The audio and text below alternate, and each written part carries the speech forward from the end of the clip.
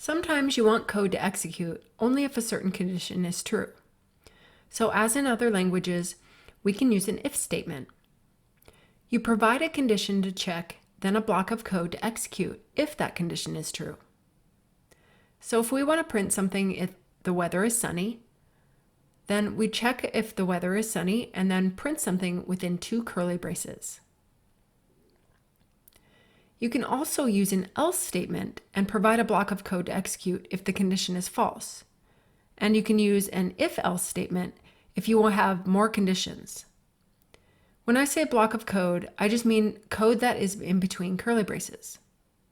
So let's take a look at some more logical operators here. We will use a student grade as an example.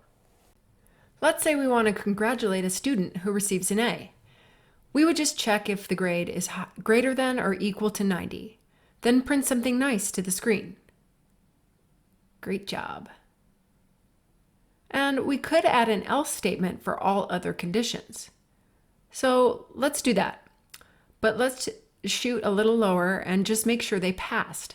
So we're going to check to see if the grade is greater than or equal to 60, and then we'll print you passed to the screen. And then for our fallback condition of else, we will print that they have to try again next semester because they didn't pass.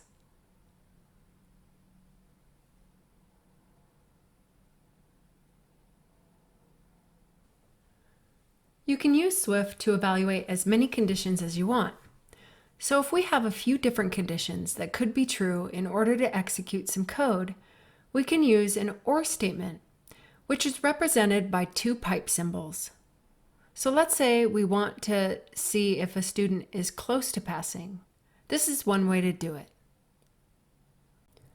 Similarly, if we want to evaluate more than one condition, but want to make sure they are both true before executing, we would want to use the AND operator. Let's also use an else if statement here as well to check for all the grades. We don't want to leave anyone out. So first we'll check for an A, 90 to 100, and then all the other grades, 80 to 90, and 70 to 80, etc. And then we're going to use our fallback else here to just print that they have failed.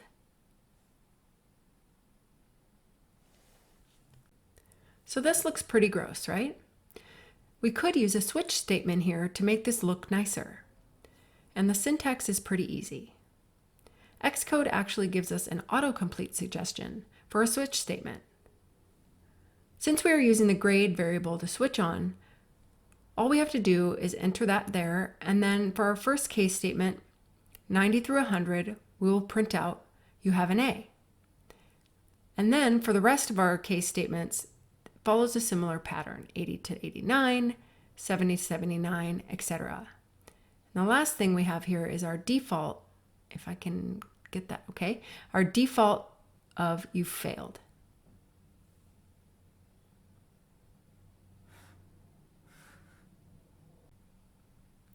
The last thing I'll show you is the ternary operator. This can be kind of confusing, so just bear with me here.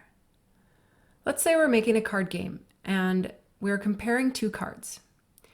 We want to print something if the first card is higher than the second card, and something else if the second card is higher than the first. This is a good candidate for a concise ternary operator. The ternary operator is a condition plus a true or false block all in one, split up by a question mark and a colon. So we have the first card greater than the second card, and if that's true, we're going to print first card is higher. And if it's false, we're going to print second card is higher. Remember that there is always a balance between short and concise code and readability. You want to make sure that those reading your code can easily understand what's going on. Ternary operators have their place, but use them sparingly. So let's just play this here and just see what we got.